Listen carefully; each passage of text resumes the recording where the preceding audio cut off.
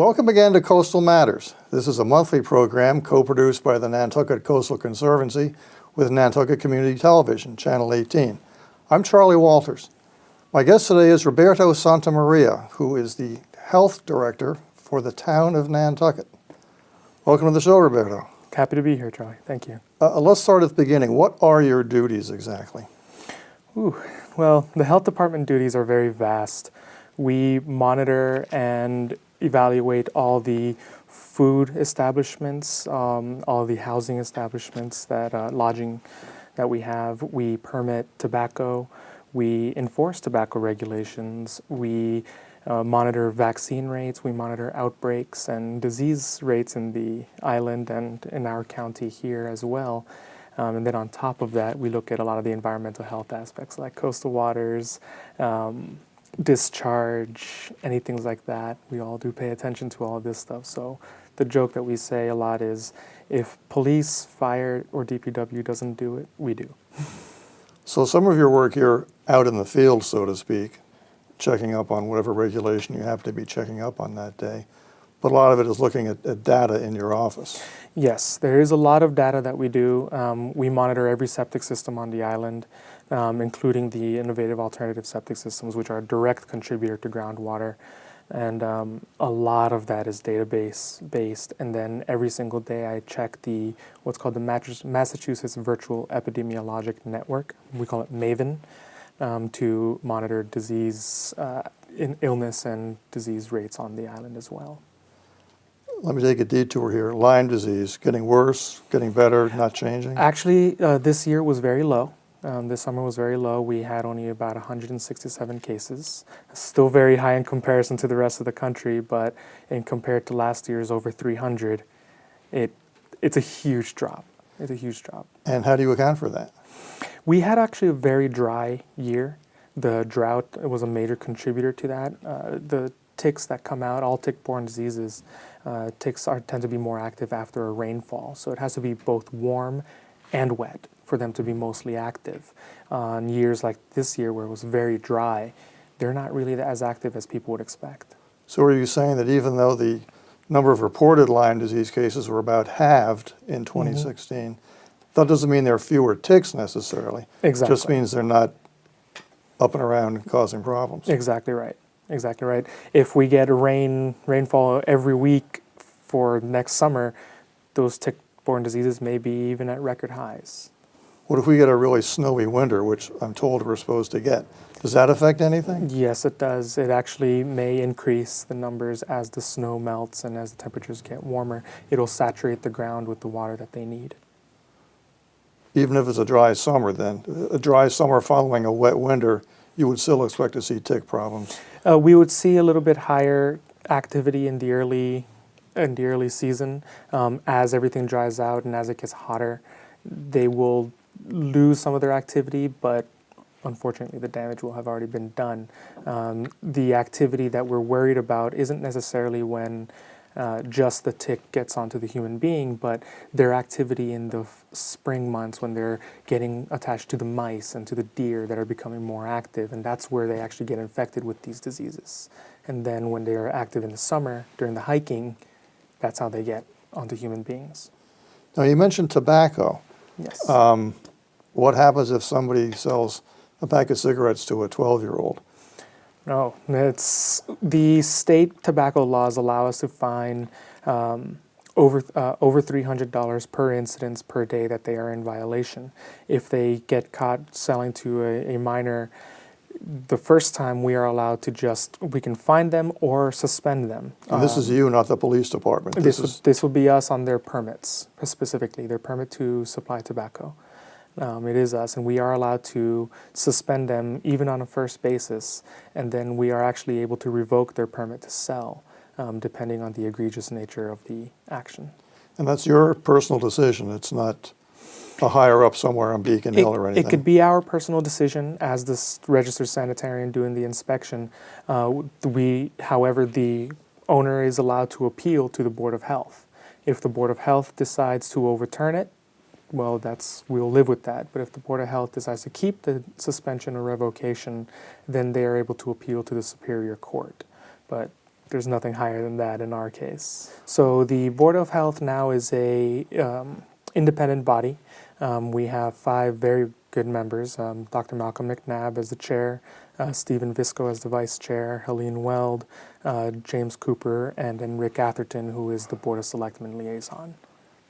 So who are you answerable to? Who do you report to? Yes, so day-to-day operation, I report directly to Libby Gibson, Town manager. the town manager. And then for any policy-related decisions and for any enforcement actions, the enforcement of the regulations, we answer to the Board of Health. And the Board of Health answers directly to the state. Can the state leapfrog the Board of Health or whomever and come down here and tell you to do something or not do something? Yes. They do have the authority to do that. Yes, they do have the authority to do that. And who is that? I mean, what agency is that? The Massachusetts Department of Public Health. It also depends on where the regulation sits. So for septic systems, for example, the Massachusetts Department of Environmental Protection will be able to leapfrog the Board of Health and tell us what to do with that. On Nantucket, we're unique in that the town and the county are the same thing. Mm-hmm. So I assume your jurisdiction includes Tuckernuck and Muskeget, for example. Yes, it does. And how often are you lucky enough to get over there? So far, none. No times. We usually tend to get out to Tuckernuck if there is some sort of a septic system issue.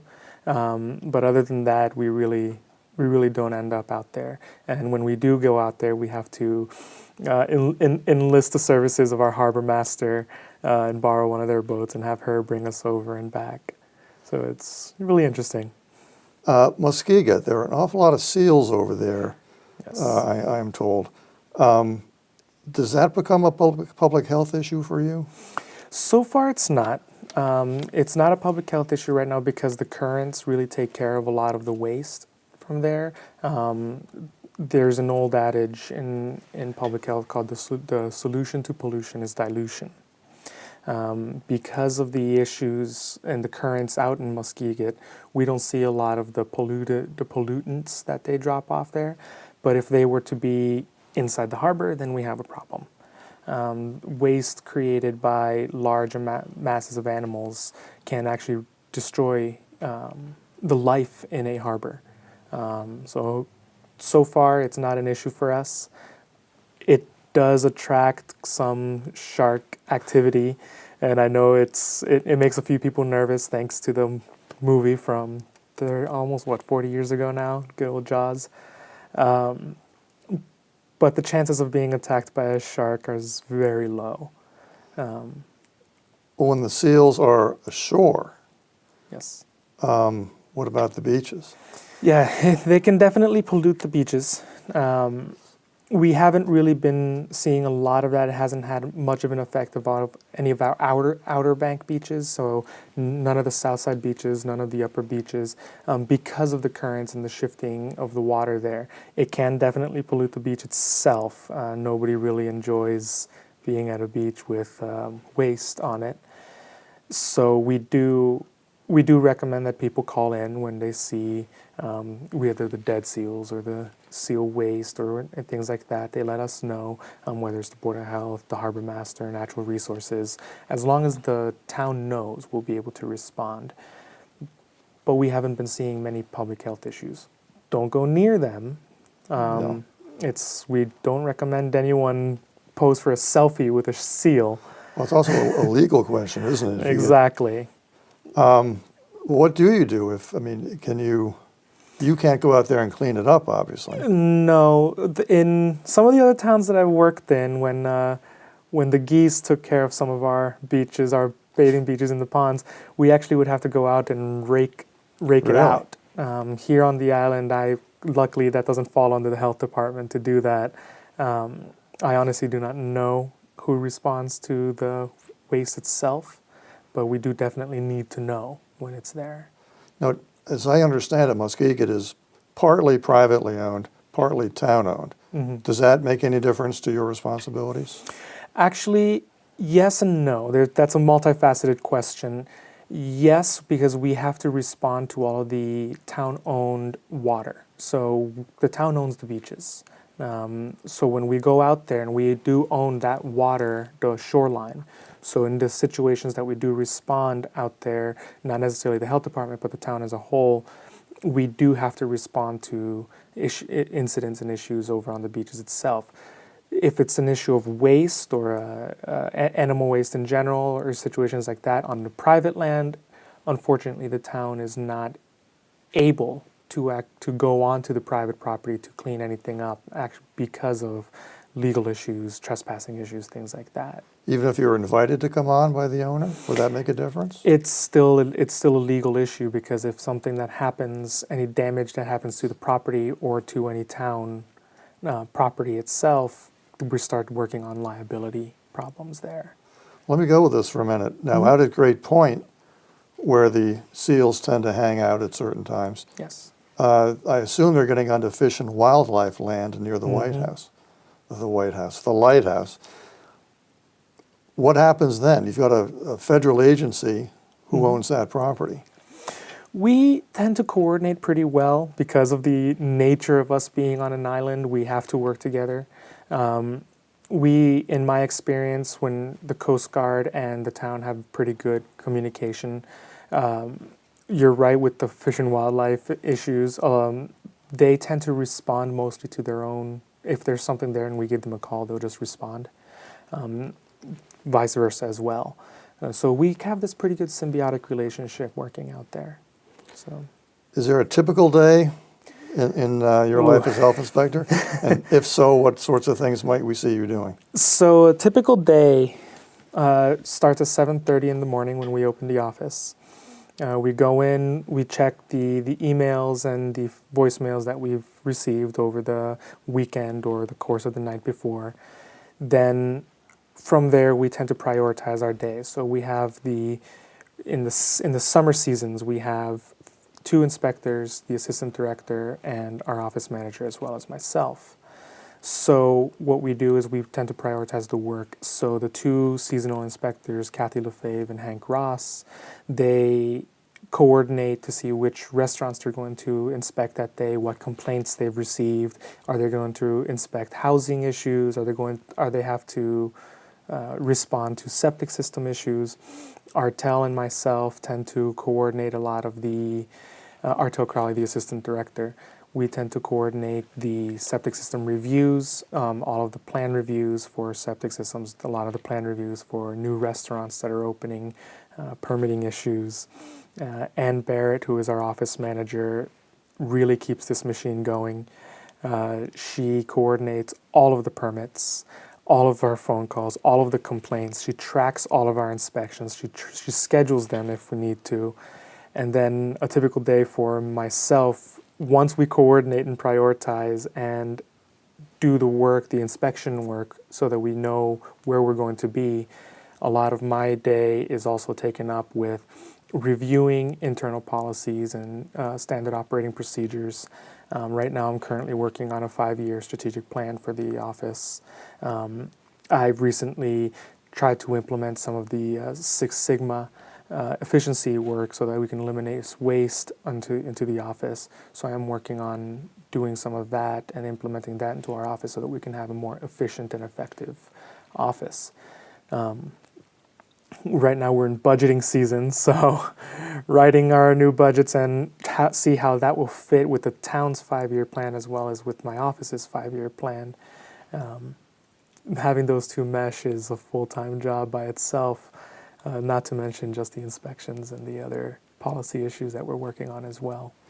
You're at 3 East Chestnut, is that correct? 3 East Chestnut, across the street from Sushi by Yoshi. And would you say you spend more time in the office or out of the office? As the new position has dictated me stay more in the office right now, fixing up the policy issues and policy loopholes that we've been finding in some of our regulations. I do go out on inspections a couple times a week. Those inspections can last anywhere from 30 minutes to 3 or 4 hours, depending on the nature of what it is we find. I do find myself out in the field. I would like to be out in the field a little bit more often than I am right now. But it can be a full-time inside the office if I really wanted it to, because it's that much work that we have to track. I want to get into specific areas of the island that I want to hear comments from you about. But before that, where were you before you were here? Where did you study and where did you grow up? So I was born and raised in Florida. I went to the University of Central Florida there, and I just received my bachelor's degrees in molecular biology and microbiology, and I had a minor in chemistry. While I was there, I was working in a laboratory doing analytical chemistry work for 3 years. And I also worked part-time at the Environmental Health and Safety Office, which was my first foray into public health. The director of the EHS office was a master's in public health. So I was studying to be a doctor. I wanted to be an ophthalmologist. And my junior year, I realized medicine wasn't for me. I had already applied to medical schools the summer between my junior and senior year. I had already applied to medical schools. I had taken my MCATs. I've gone through the torture of it all, and I realized I didn't want to be a doctor. So quickly, I had to find a new career. And I knew that with a bachelor's degree in a pure science, I needed to continue on to grad school. So my choice, I was in a fork of the road of whether going to laboratory sciences or something else. And while I was talking to my boss at EHS, he mentioned public health. So I started researching it.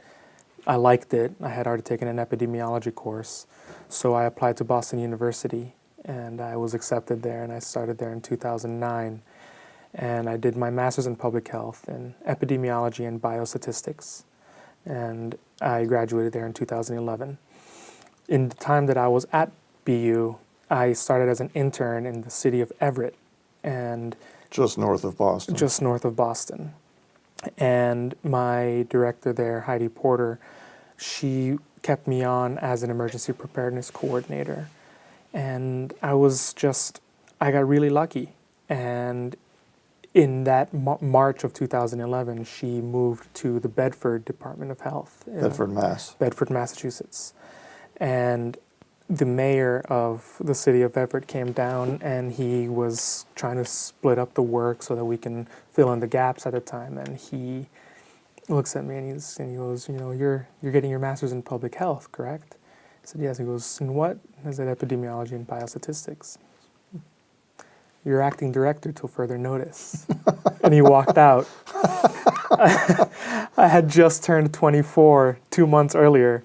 And all of a sudden, I find myself going from intern to the director of the department, and no less being the youngest director in the state of Massachusetts. And so when I graduated in May of 2011, already as the director of public health for the city of Everett. So I was there for 2.5 years, and while I was there, I realized I was missing some of the management portion. So I went back to school, and I got my master's in business. In general management, so that I can learn a lot of the management issues that I didn't learn and how to apply them. So in November of 2013, I was given an opportunity to work with my mentor in Framingham, Massachusetts, in Metro West of Boston. So I took a position as a deputy director in Framingham, working under Stephen Ward, who was my mentor. And we were there working together, rebuilding an office for about a year, and then he retired and gave the reins to me. And I was the director of public health in Framingham for about a year until this position opened up. And you can't pass up an opportunity to work in Nantucket. So I applied and really definitely loved it here. And when Libby offered me the job, of course I jumped on it. Now, this is quite a change from Everett, Massachusetts. Yes, it is. In any number of ways. Yes, it is. The demographics are definitely different. The feel from a very dense city to this open paradise that we have here on the island, it's a huge change. It's a huge change. Change politically from a city form of government to a town form of government, as well as the urban environment issues that we found there with housing and contamination, hazardous waste contamination, a lot of hazardous waste. Monsanto was out in Everett for a long time, and so was General Electric. To going down to water quality issues here on the island, and the engineering of septic systems and sewer, and it's just a different world, and No prospective casinos on Nantucket. and no prospective casinos on Nantucket, that's for sure. The casino bid actually came in right before I left, and we were working on a health impact assessment while I was there. And it's casinos' personal opinion for myself is, for public health wise, it's a detrimental situation, especially in the location of where it is. But you can't deny the tax base that it's going to bring. And Steve Wynn has completely cleaned up the old Monsanto site on his own dime, something that the city of Everett was never able to afford to do. It was over a $20 million cleanup to remove all the contaminated soil and to dredge out the harbor area. You can't fight that. He's bringing in a an environmental health thing that Everett has never seen before. And quite honestly, they deserve it, being an old factory town. Having it cleaned up is something that the city of Everett deserves. I'm really happy to see it being cleaned, even if it is by a casino. Well, let's move to Nantucket. Yes, sir. I've got a list of issues, and I just want to get your feedback, comments, insight, whatever, from the point of view of the health officer. Yes, sir. Vehicular traffic downtown in July and August. Never mind the inconvenience part of it, but as a public health issue, should it be a public health issue? It becomes a public health issue because the large amount of traffic is there reduces the access to people being able to walk, the pedestrian access. In the public health world, we call these social determinants of health. If a pedestrian doesn't feel safe in the area that they're walking, they're not going to walk. They're going to choose vehicles, therefore increasing that vehicle burden in the downtown area. Not to mention the pollution aspects, runoff. The vehicles are always leaking oil, no matter how well maintained it is. A vehicle will always leak oils. They will always leak benzene rings. These are highly carcinogenic things.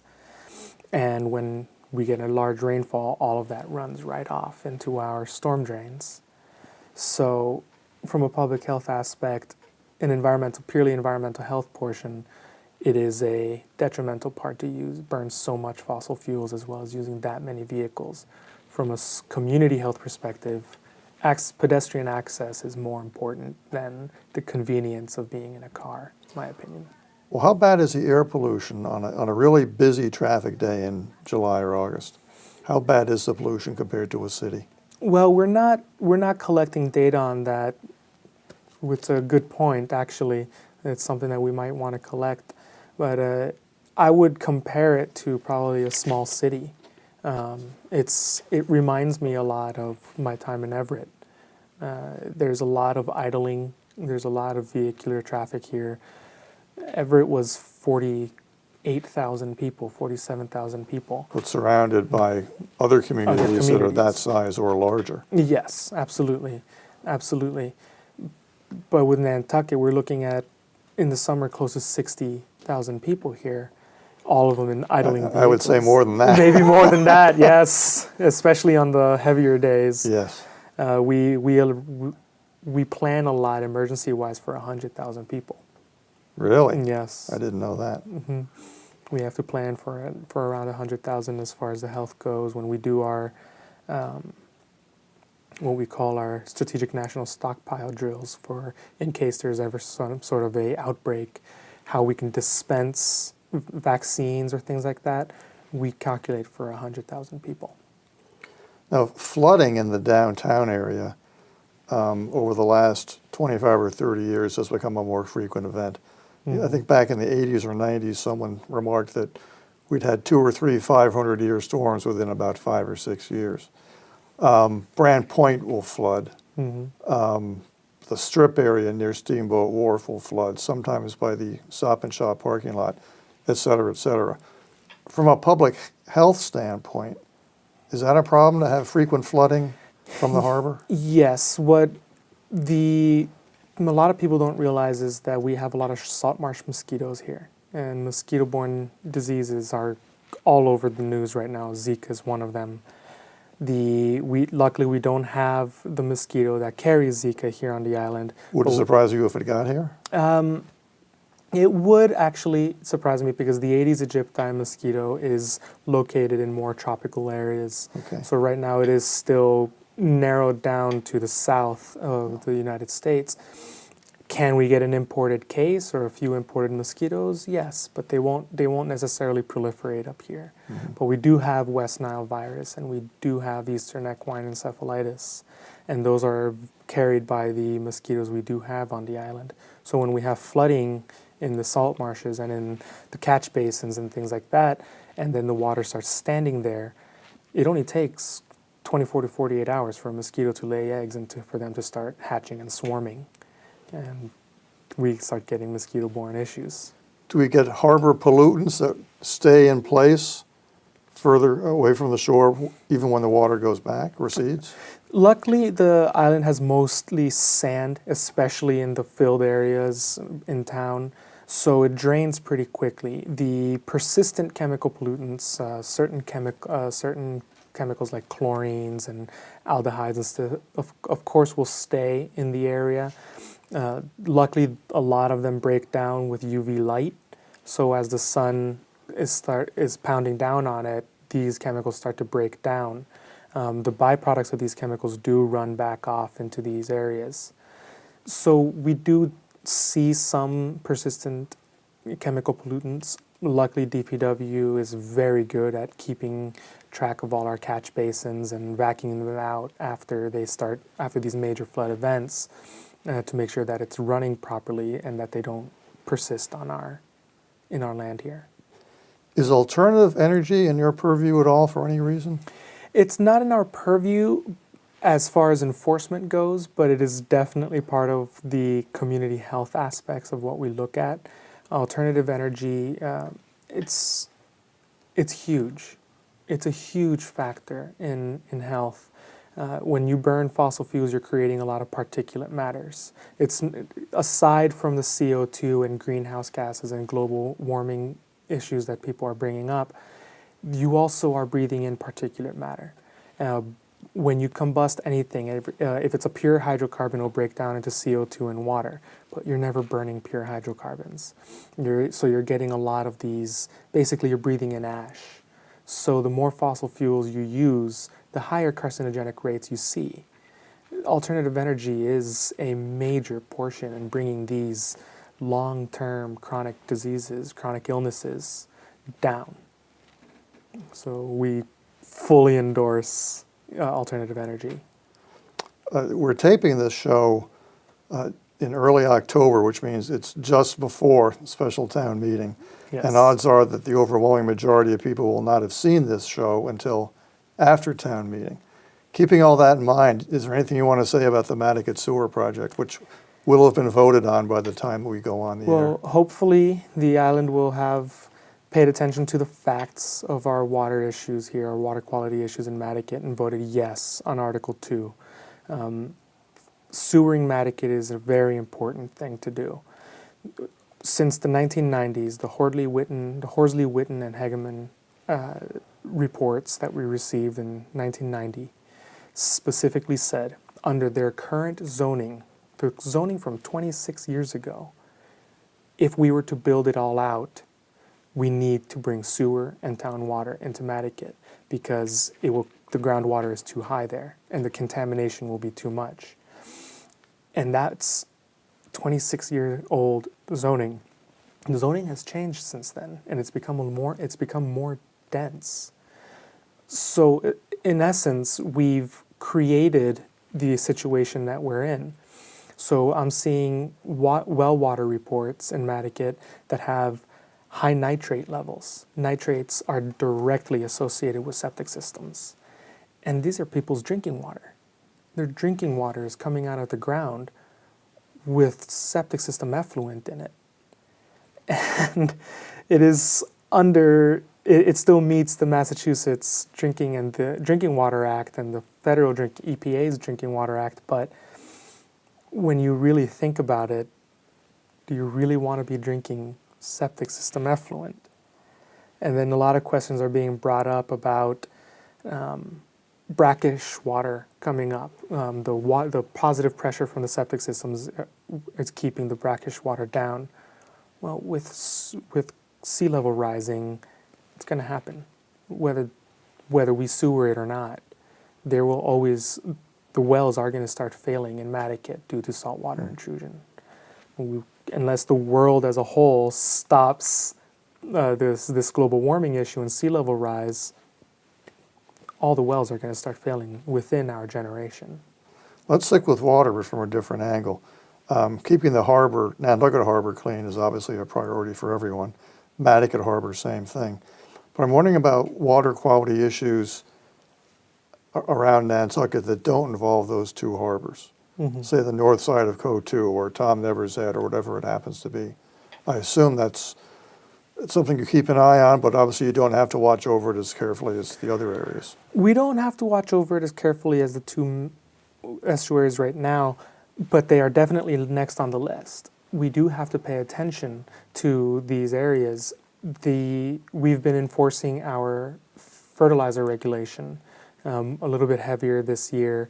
We're looking to increase education and make sure that landscapers and gardeners are paying attention to these fertilizing regulations, getting this information out to the property owners as well for the best management practices. Because all the fertilizer runoff, if you over-fertilize your property, it all goes straight into our aquifer, and it all goes straight into our streams and ponds. That increases algae blooms, creates fish kills. It also makes the water just unswimmable, let alone drinkable. So we have to watch all of it. We work really closely with the Natural Resources Department to monitor this, and we're in constant communication because any sort of algal bloom in these other bodies of water can be dangerous for any living being. And this applies to ponds, I assume, and for the Herring Run in Mattakit, and for Phillips Run and Tom Never's Head, and any place where there's water, whether it's ocean water or not. Exactly, and this runoff is a major non-point source pollution into all our waters here. So we have to pay attention to fertilizer, we have to pay attention to septic systems, and we have to pay attention to stormwater runoff from all our roads. It's a large, comprehensive plan that we have to look at. Let me finish up with this question. There's an area in Mattakit where waves were washing over the dunes sometime in the last year. If you cross Miller's Bridge and look to your left, there's, I guess it's part of Mattakit Harbor, and then there's a pretty narrow area separating it from the ocean. If that breaks through on a permanent basis, it would create an island at the western end. But it would also mean that you have the ocean coming into Hither Creek and all that. From a health issue standpoint, what does that mean? So there are two things with that. If a breach, we actually did have the SMAST run these models in case there is a breach. If a breach happens in that area, the sands shift so quickly in front of it that the breach, according to the SMAST scientists, the breach should seal itself again within a very short period of time. So we're not too worried about it being completely isolated. If a flush of Hither Creek were to happen in a breach and then it would come back out, it would be really good for Hither Creek actually, because it's kind of like when we open up the ponds, Sagacha and Hummock, where it just comes out, we allow some of the pollutants out, and then it'll flush back out. But it still won't solve the issues. Hither Creek is considered fully eutrophic, which means there's an increased amount of algal blooms in there, increased amount of weed growth due to nutrient loading. So even if we were to flush it out in a breach, once that breach closes, Hither Creek goes right back to where it was. It's not a permanent change. Roberto, Santamaria, thanks for coming on the show today. I appreciate it. Thank you for having me. I really appreciate it. For Coastal Matters, I'm Charlie Walters. Thank you for tuning in. Please tune in again next time.